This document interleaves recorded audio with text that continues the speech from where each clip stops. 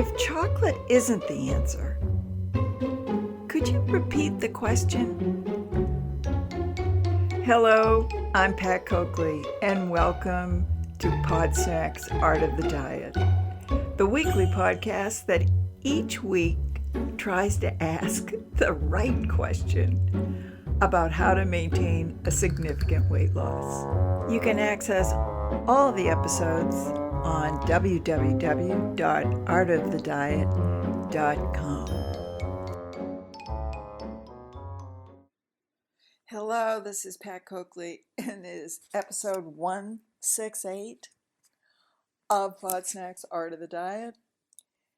And, oh boy, it's August 7th, 2019. And the year I was born, 1945, the world was seeing the first photos of the effect of a nuclear bomb on Hiroshima in Japan. And 2 days later, the second nuclear bomb was dropped on Nagasaki. And the reason I bring that up is that this is how I feel about what's going on in my country, and I'm going to focus this podcast session on the some of the weight challenges I've had this past month. But I'm also going to say to you, sentient beings out there who may be listening to me, now is not the time to be passive. One needs to say something, to do something, and in my case, to make something. And as an artist, I just think that every day that I make something, I'm a little more human. And so, welcome. The gloves are off. If you're faint of heart, this is not the podcast for you. The title of this episode, you may have noticed, in all caps, is one word: resist. And I have to laugh because when I see commentary on Facebook or Instagram or emails or comment sections anywhere on any publication online, and they're in all caps, I always think to myself, oh, now calm down, people. Use small caps as much as you can because people will listen to you more. If you're all caps, you're screaming and shrill and you're a harridan, and people simply turn you off. As hard as it is for me, because I do know the mechanics of listening require modulation. You just simply can't scream for 30 minutes. So I'm going to try to modulate it, but please know that if I could scream for 30 minutes, that would be episode 168.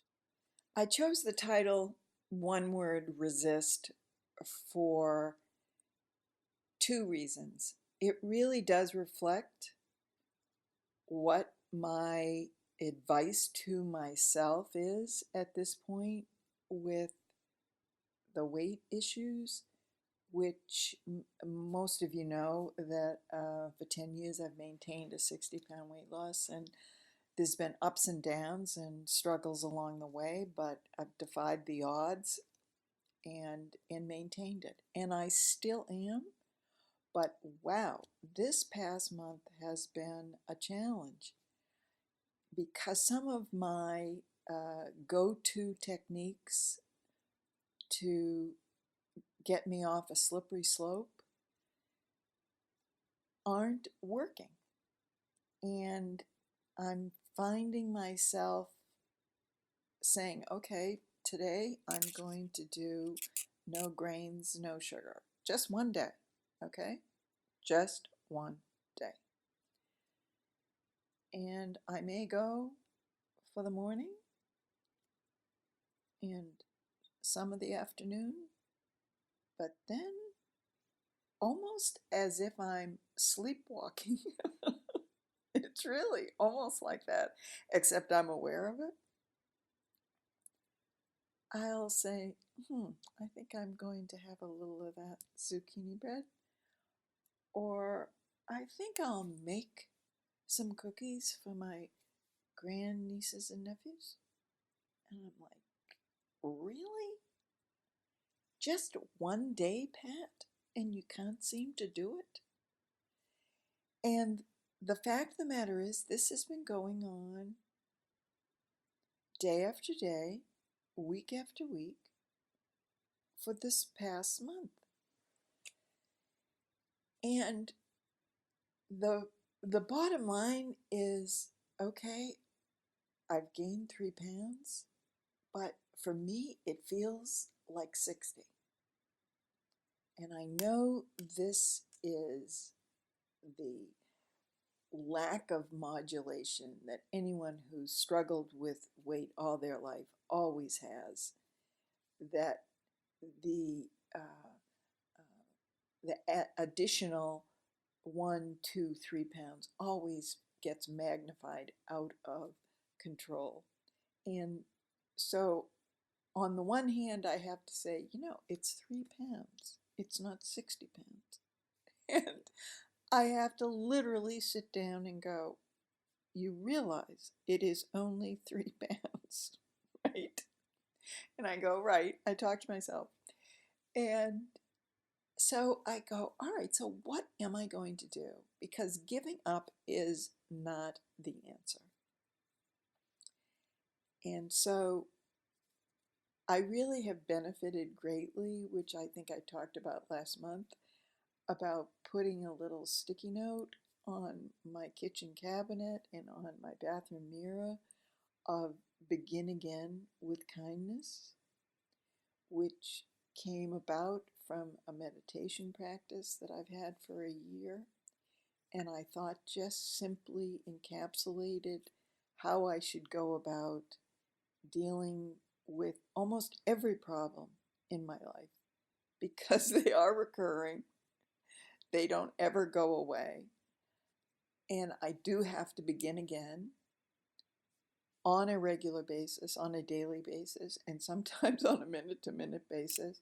And if I do it with kindness toward myself, not the finger pointing, not the labeling, not all the negative stuff, it just simply makes it a little more likely that I'm going to succeed. And so last month may have been begin again with kindness. The tone of the podcast, this month is resist in all caps. I'm like screaming it at myself. Now I know I have to calm down, and I'm going to do it. But I am going to do something, and I think that's the essence of this slippery slope. When tried and true methods don't seem to be turning the ship around, the answer is not to raise the white flag and go, well, it's just not working. You simply have to resist that passivity motion that is a default position, to just let it take over you. And you have to do something different. So today, I'm starting again with the same tenet of no grains and no sugars, because for me, which is what I know about myself, I don't know about anybody else, but when I introduce the grains and the sugars into my diet, it is harder for me to control the rest of the food portions, etc. And so I simply want to get to a point where I feel like I have more control. And that means at least a day where I go through this without creating some reason why it's not going to work. this particular day, and I'll start again. So I'm going to start today, and I'm once again, beginning again with kindness toward myself, but also resist. At some point, the kindness part, that's all well and good, but you simply sometimes have to just take a stand and resist something. And maybe you resist it with anger, and maybe you resist it with resentment, and maybe you resist it with sheer grit. And I do think anybody dealing with weight issues comes to this point, and I bet you're nodding your head and understanding what that moment is. So that's the moment I'm at with my weight journey, and I also bought a new book of recipes to try to help with this, because I also know that if I prepare good looking food and food that has the protein and the right carbs and looks good, I know I'm less likely to spin out of control and less likely to invent a reason that I need to get out the sugar stuff or get out the grain stuff. Like, for example, my niece came to lunch the other day, and she and I, alone in the family, like beets. Okay? Beets. Fine. There are so many beet recipes out there. What beet recipe did I make? The one with phyllo dough. Could I have made a beet recipe that was absolutely delicious without phyllo dough and just maybe eggs and herbs and certain kind of cheese? Oh, yes, I could have. Oh, yes, I could have, and have in the past. And she loved it, and I loved it. But no, this one had phyllo dough. And please, could someone explain to me phyllo dough? I, I have no idea. This was the hardest thing for me to control. Uh, I really, I'm going to have to YouTube people using phyllo dough. My God. My God. Anyway, so that is the word of the day that I've got on my sticky note. Along next to begin again with kindness, I've got resist. RESIST. Now, I also made a fabric pattern for it, and this brings me to that which I just simply can't emphasize enough to you out there who are feeling the outrage that I am with these headlines and with the words from the President of the United States, which I just find venomous and unbelievable that so many citizens seemingly think this is fine to have this country represented this way. So I'm just going to say to you, don't be passive.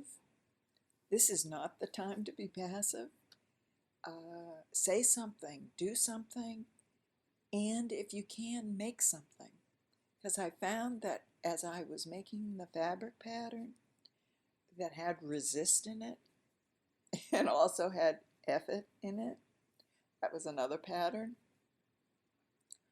which I've sold, by the way, just so you know.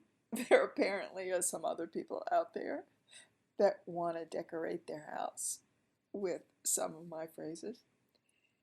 And I realize that to make something every day helps me. humanizes me a bit and calms me down, allows me to go from the all cap screaming level to small cap. And we've got to do it because this sort of intensity requires control. And that's what I'm in search of, both in my eating habits this week, this particular day, August 7th, and I'm trying not to have a nuclear meltdown in my eating habits as well as in my humanity. And the only way I can try to do it right at the moment is to try to be creative. And I do believe creativity is the best health plan. And I think it would be for you also. And would love to hear if any of you have found the same sort of gift coming back to you from your own creativity with weight issues, with political issues, with whatever issues. So that's it for this podcast 168. And I'm going to leave a link to some of my products, which I know will make you laugh, even if you don't want to decorate your house with them. And also that this particular graphic, Resist, struck me as helpful in the weight challenge I'm having this week. And I decided that I'd make mini notebooks. So I've made many of them, but I made one of this particular graphic, and I thought, and I made it into fabric as well as paper. And I thought, the name of my little side making protest, resist, is going to be chaos cloth and paper, because the chaos is here and I've got the creativity to do the fabric and the paper, and so I've done it. So folks, that's it for this week and for this month. I'll let you know in September, the first Wednesday of September, how this resist campaign is going. Hope you are doing better than I am, and if so, let me know. artofthediet@gmail.com. Over and out, as my father used to say on his hand.